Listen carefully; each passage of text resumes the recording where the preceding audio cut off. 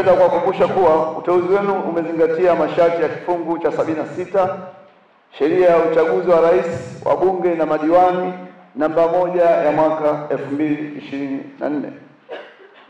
Ni vyema mkatambua kwa kuzingatia masharti ya ibara ya 74 kwenye mabano 6 ya Katiba ya Jamhuri ya Muungano wa Tanzania ya mwaka 1977, Tume Huru ya Taifa ya Uchaguzi ndiyo yenye jukumu la kusimamia na kuratibu uendeshaji wa uchaguzi wa rais na wabunge wa Jamhuri ya Muungano na madiwani wa Tanzania Bara.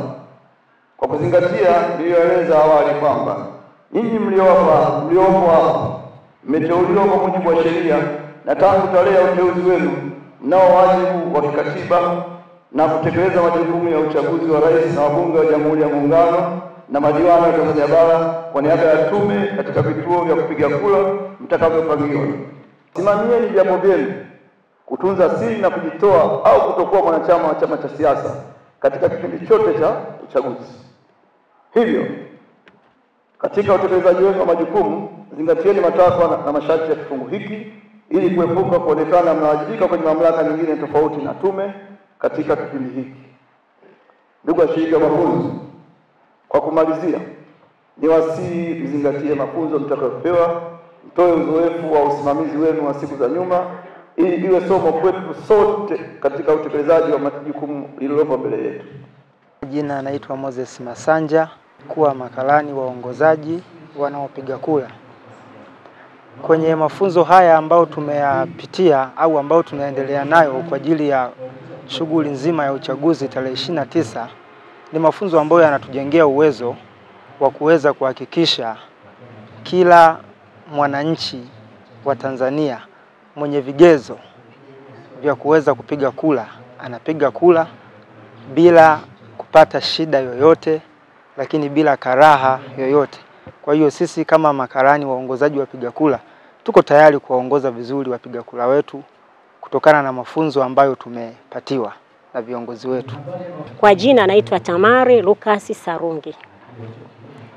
Niko hapa, niliteuliwa kwa ajili ya kupata mafunzo au semina kwa ajili ya karani mwongozaji. Utayari wetu baada ya kupata mafunzo, tumekubali kwamba tutakapoenda tutasimama kila mmoja.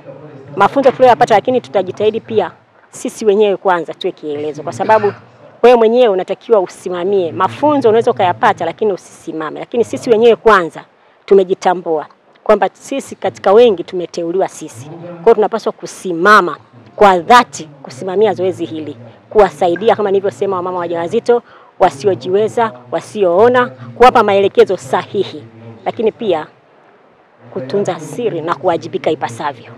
Ni waombe wananchi wajitokeze kwa wingi sana siku ya tarehe 29 kwa ajili ya kupiga kura.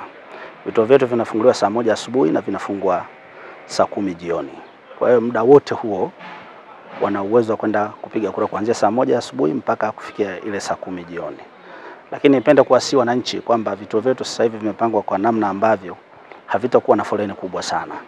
Kwa hiyo mwananchi anaweza akaenda kwa muda mchache sana, akapiga kura na akarudi akaenda nyumbani akaendelea kufanya shughuli zake za msingi. Kwa sababu kila kituo kina watu wachache. Chini ya 450. Kwa hiyo na haiwezekani wote wakaja kwa wakati mmoja. Kwa hiyo watakuwa wanakuja kwa namna kila mtu na muda wake. Kwa hiyo mwananchi atachukua muda mchache sana katika kupiga kura.